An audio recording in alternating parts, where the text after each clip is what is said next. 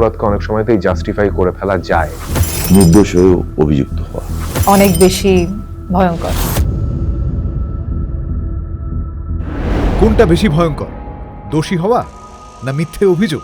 দোষী হওয়া, দোষ করে সাজা পাওয়া। কারণ দোষ করেছি এইটাই ইটসেলফ একটা প্রচন্ড ব্যাগেজ আছে।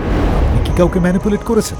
আমরা তো জীবনে রোজই কিছু না কিছু ম্যানিপুলেট করতে থাকি, পরিস্থিতি ম্যানিপুলেট করার চেষ্টা করি।